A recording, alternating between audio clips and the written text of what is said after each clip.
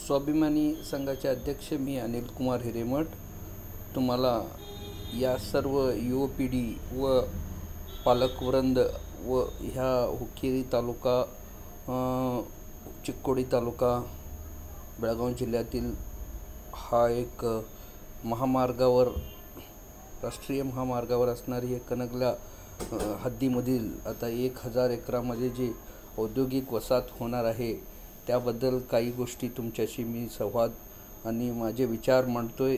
हे कटिबद्ध 100% सत्य आहेत आणि ह्यासाठी आम्ही सर्वांनी ताठपणे राहणं गरजेचं आहे असं सांगता सर्वांना मी एक नमस्कार सांगतो। हा मानव संपन्मूल विकासमध्ये 2 मुद्दे मांडले जातात। एक मनुष्यबळ, नैसर्गिक संपत्ती आणि हा मनुष्याचा बळ जो आहे तो बळ हा परिवर्तन होतो ज्यावेळी त्याला तांत्रिक शिक्षण असू दे, व्यावसायिक शिक्षणाचा पाठबळ मिळाला की ते मनुष्याला एक ताकद म्हणतो किंवा त्याला एक आकार स्वरूप व त्याची एक उत्पन्नाची एक स्थान मिळत जातो। असा एक आराखडा असताना आमच्या भागात आमच्या ह्या कनगला हद्दीत जे आज औद्योगिक विकासाचा निर्माण व्हायला लागला आहे त्याचा दृष्टिकोन फक्त आमच्या शेतकऱ्यांनी आम्ही शेती विकलो हा भूमिका नाही आहे। त्यामध्ये आमच्या गावचे जे गायरान होतं 200 एकर ते सरकारच्या नावावर होतं। ज्या ठिकाणी आमची गायरानं जात होते त्या ठिकाणी आमचे जे आज कुंभार वसाहत माती आणून ते काय आपले गणपती करा, मूर्ती करा किंवा आमचे जे सुतार लोहार लोक त्यांचे जे लाकडं गिकडं आणून ते अवजारं करण्यासाठी शेतकऱ्यांची तापवण्यासाठी लाकडं डोंगरातले आणत होते आणि हे जनावरांसाठी देत होते। त्यांची पण भूमिका फार महत्त्वाचं आहे कारण की त्यांनी ते पहिलाच औद्योगिकरण म्हणजे कॉटेज इंडस्ट्री जे सांगितलेत म्हणजे महात्मा गांधींनी सुद्धा पूर्वीपासून आमची कॉटेज इंडस्ट्री गावात चालू होती त्यांची सुद्धा गृहीत धरलं पाहिजे।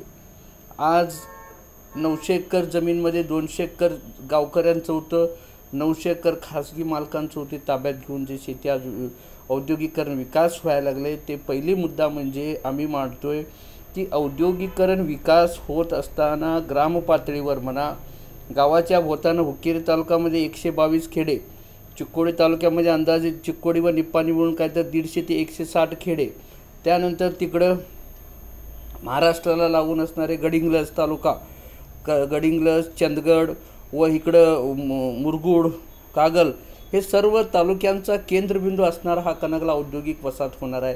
तिथं काही 1000 एकर जमिनीवर विकास होत असणाऱ्या तिथल्या औद्योगिकरण किती पटीने व्हायला लागलं आहे आणि कुठले उद्योगधंदे येणार आहेत हा फार महत्त्वाचा मुद्दा आहे।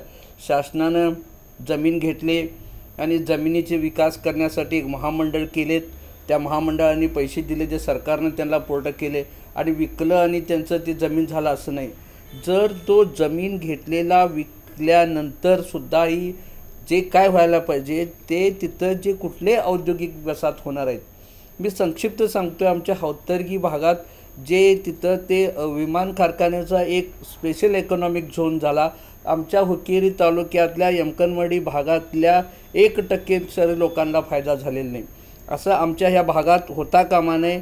प्रत्येक हे जे असेल औद्योगिक विकास ज्यावेळी औद्योगिकरण जिथे येत असतोय आमच्या भागात पहिल्यांदा KIDBनं सर्वे करावं की आमच्यात ज्या प्रकारची लोक आहेत आणि 10 वर्षानंतर आमच्या भागात जे शिक्षण संस्था आहेत कुठल्या प्रकारचे जर काय प्रकारचे शिक्षण संस्था आहेत तिथून मुलं कुठले बाहेर पडलेत आणि किती लोक बाहेर आमचे मुलं आहेत। आज आईवडील इथं आहेत तर मुलं परदेशाला आहेत तर ते कम्प्युटर शिक्षण असू दे, इलेक्ट्रॉनिक शिक्षण असू दे, मेकॅनिकल ओरिएंटेशन असू दे, ह्या सर्व उद्योगधंद्यामध्ये 2 गटांनी विचार केला पाहिजे की एक मुद्दा आता जे शिक्षण घेऊन 40-45 वर्षाचे असणाऱ्या लोकांना महिला वर्ग जे घरात बसलेत त्यांना उद्योग देण्याची व पुढील आता जे शिकून तयार आहेत त्यांना उद्योग देणं आणि भविष्य पिढीमध्ये लोकांना जे येणार आहेत ह्या सर्व समीकरण करून त्या सर्व लोकांच्या हितदृष्टिकोनातून जे औद्योगिकरण जे सर्वे केल्यानंतर आपला एक आराखडा येईल की अशा उद्योगिकरणाला आम्ही तर परवाना द्यायला पाहिजे आणि ते उद्योगधंदे जागा घेऊन बसता कामा नये, त्यांनी उद्योगाला परिवर्तन करायला पाहिजे। नाहीतर काय होणार असे उद्योगधंदे स्थापन करणार, स्थानिक पातळीची लोक आमचे लोटालासुद्धा काम मिळणार नाही अशी होता कामा नये. जे आमच्या स्थानिक पातळीवर आता तो भाग आहे की नाही तिथं पाण्याचा सोर्स असा भक्कम नाही आहे, कारण हिडकल जलाशय आमचा तिथून काहीतरी 42-45 किलोमीटर लांबून पाणी आणायला पाहिजे. दुसरं म्हणजे काळमवाडी आहे. काळमवाडीचा वेदगंगे दूधगंगेसनं आम्हाला पाणी तिथं कायम ते नदीला असतो, तिथनं पाणी उठाव करायला पाहिजे.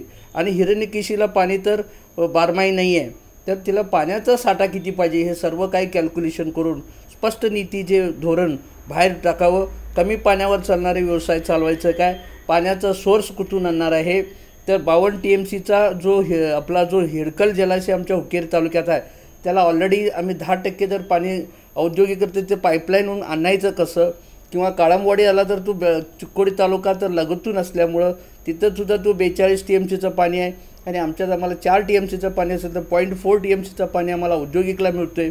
असा एक समीकरण करता शिक्षण संस्था समजा इथं आमच्या निपाणीमध्ये कुठल्या प्रकारचे शिक्षण संस्था आहेत, औद्योगिक आहेत, तांत्रिक आहेत, फुडक आहेत, इंजिनिअरिंग कॉलेजेस आहेत, गडिंग्लजमध्ये कुठले इंजिनिअरिंग कॉलेजेस आहेत, तिथून कुठं ITI कॉलेजेस, डिप्लोमा, पॉलिटेक्निक व इतर क्षेत्रातून मुलं बाहेर येणार आहेत. ह्या सर्व समीकरण आज शिक्षण घेत असणाऱ्या पहिलीपासून 10वी व 12वीची मुलं गृहीत धरले तर 10 वर्षानंतर काय तिथं त्यांना मिळणार आहे कामं आणि असणाऱ्या लोकांना काय मिळणार आहे ह्याचं संपूर्ण समीकरण करून फक्त अर्ज घातलेत म्हणून त्यांना तुम्ही प्लॉट अलॉटमेंट करू नये अशी भूमिका आम्ही कर्नाटक राज्याचे इंडस्ट्री मिनिस्टर असणार आहेत की नाही जगदीश शेट्टर साहेबांना सुद्धाही विनंती करणार आहेत. तुम्हाला काय परवाना द्यायचं सरकारकडं आणि जागेची डिनोटिफिकेशन करायची फक्त काम करत असता तर ते थांबवून द्या. आम्हाला एक समीकरण सांगा, आमच्यात किती पात्रची लोक आहेत त्यांनाच कामं मिळालं पाहिजे, नाहीतर जी पोरं काम करणार नाहीत आणि तसे तुम्ही उद्योगधंदे आणून ठेवला असं नाही. आमच्यात बरेच औद्योगिक शिक्षण संस्था आहेत, त्यांना शिक्षण संस्थांना तुम्ही संपर्कात घ्या, त्यांना विश्वासात घ्या, जनतेला विश्वासात घ्या, त्यानंतर तुम्ही परवाना द्यावं असं आमचं कळकळीची विनंती आहे. आता तर आम्ही पहिलं एपिसोड सोडलेलं होतं, आता बघतोय तर रस्ते जे करायला लागलेत, रस्त्याचे अंदाज 50 कोटी रुपयाचे रस्ते करायला लागलेत. आता डोंगरी भाग असल्यामुळं ते भरगीर घालून सगळ्यांची लेवल करणार आहेत, प्लॉट्स घालणार आहेत, हे सगळे काम चालू आहे. आणि ह्यामध्ये जे आम्ही बघतोय गोकुळ शिरगाव MIDC मी बरेच कॉटन इंडस्ट्रीजला कामं दिले, ते कॉटन इंडस्ट्री बंद पडले, ते पोरं बेघर झालेत. असे चालता कामा नये. जे उद्योगधंदे चालतील पुढं आणि हा भाग एक 100-200 वर्ष तर हा औद्योगिक वसाहत चालेल किंवा ॲटलिस्ट हा 2 पिढी तर व्यवस्थित चालेल ह्याबद्दल विचार करणं पाहिजे. आणि कनगला इंडस्ट्रीयल झोनमध्ये आमच्या भागचे कोणीही चुनायत प्रतिनिधी कुठल्या पार्लमेंटमध्ये पण डिस्कशन केलेलं नाहीत आणि विधानसभेमध्ये केलेलं नाहीत, कुठल्या जिल्हा पंचायत मेंबर केले नाही. आम्हीसुद्धा फक्त त्याचे निवेदन दिलं आहे पहिलं की ज्या भागात शिक्षण ज्या पद्धतीचे पोरं आहेत त्यांना द्यायला पाहिजे म्हणून आम्ही MDsनी पत्र लिहिलेलं आहे आणि त्याचे पाठपुरावा आमच्याकडे आहेत. ते विधानसभेमध्ये का चर्चा करत नाहीत, लोकसभेमध्ये का चर्चा करत नाहीत, त्या परवाना आलं दिलं मग KIDB अधिकाऱ्यांना देता कामा नये असं सांगता. इथं आमचे बरेच शिक्षण संस्था आहेत, तिथं शिकलेली मुलं आज लोकांची ओढ ते शिक्षण संस्थेकडे लागणार आहे, कारण ही औद्योगिक वसाहत होणार आणि औद्योगिक वसाहतमध्ये बरेच कामं मिळणार आहेत. तिथं 2 गुंठ्याचे प्लॉट आहेत, 15 गुंठ्याचे आहेत, पण गुंठेवार म्हणून विकून चालणार नाही. त्यांना उद्योगधंदे आमच्या स्थानिक पातळीमधले हे घेरावा 50 किलोमीटरचा घेरावा आहे. चिक्कोडी व हुक्केरी, कागल, चंदगड व गडिंग्लज तालुक्यातल्या लोकांना हे काम मिळणार आहे. त्यासाठी करायला पाहिजे. म्हणजे सीमा भागावर आहे, कनगल्यापासून 5 किलोमीटरवर महाराष्ट्र लागतो आहे, त्यामुळे सगळ्यांचे गृहीत करता त्याचे खासदार असू देत, महाराष्ट्राचे कोल्हापूर खासदार असू देत, इकडचे खासदार आमदार हे सर्वांनी चर्चा करायला पाहिजे आणि आमच्यासारखे विद्यावंत लोकांना सुद्धा बी आव्हान करायला पाहिजे. नाहीतर देऊन बसणाऱ्यांनी ते वसाड होऊन बसायला नको की कुणाला तर परमिशन दिले आणि काय विकास झाला नाही असं नको आहे. बंडवाळशाही लोकांना जागा झालं आणि त्यांनी पब्लिक इश्यू करून पैसे उठवाय असं काय होता कामा नये. प्रत्येक माणसाला इथं आमचे जे लोकसंख्या 20 लाख लोकसंख्येला हे सपोर्ट करणार आहे. एक लोकसभा चिक्कोडी व कोल्हापूर लोकसभा क्षेत्र जो आहे, चंदगड, आजरा वगैरे हे भाग आहे, गडिंग्लज, कागल व हुक्केरी, चिक्कोडी असं हे भाग ह्याला कवर होणार आहे. इंडस्ट्रीयल झोन फार मोठं इंडस्ट्रीयल झोन असल्यामुळं हे सरकारनं काळजी घ्यायला लागणार आहे असं सांगता आम्ही त्वरितपणे अपॉइंटमेंट घेऊ. कर्नाटकचे औद्योगिक मंत्री जगदीश शेट्टर साहेबांची अलोकेशन करत असताना काही असं होता कामा नये की स्थानिक पातळीच्या लोकांचे जे 200 एकर जमीन गेलेले आहेत त्यांनासुद्धा 10% रिझर्वेशन पाहिजेत आणि त्यांना कमी किमतीत प्लॉट्स द्यायला पाहिजे कनगला भागाच्या, कनगला गावातल्या लोकांना, कारण त्यांचे 200 एकर गायरान गेलेलं आहे आणि त्यांचा विकास व्हायला पाहिजे. जिथं कोण इंडस्ट्रियलिस्ट होणार असतील त्याला कमी दरात 25 नाही 10% दरात त्यांना जागा द्यायला पाहिजे आणि त्यांना फायनान्शियल सपोर्ट पण करायला पाहिजे, कारण ग्रामविकास व्हायला पाहिजे पहिला. आता बघतो आहे मी, हिंदुस्तान लेटेक झालं आमच्या गावात कनगल्यात, आम्हाला कायच फायदा नाही. लोक राहायला तिकडे गेले, आमच्या गावात काही विकास झाला, नोकरी पण कोणला आता बंद पडत पण आली ती कारखाना. IOC पण तसंच आहे, असं होता कामा नये. हा ग्राम पातळीवर विकास व्हायला पाहिजे दृष्टिकोनातून मी 4 वाक्य सांगतो. आणि हा भागातलं संपूर्ण हे चंदगड म्हणा, कागल म्हणा, गडिंग्लज, ओकेरी, चिक्कोडी व बेळगाव जिल्ह्यातले सगळे एरिया व्हायला पाहिजे. ते एकस्वानी व्हायला नको, तिथं इथली माणसंच नाहीत, बाहेरची माणसं आहेत, असं होता कामा नये. आमच्या ह्या भागातल्या विद्यार्थ्यांना मिळाला पाहिजे असं सांगता माझे 4 वाक्य. एपिसोड 2 मी हे करतो आहे. आमची ही सबस्क्राईब करा, शेअर करा आणि ह्या इंडस्ट्रियल एरियाबद्दल आम्ही तुम्हाला सांगू. स्वाभिमानी संघातर्फे सांगता 4 वाक्य संपवतो.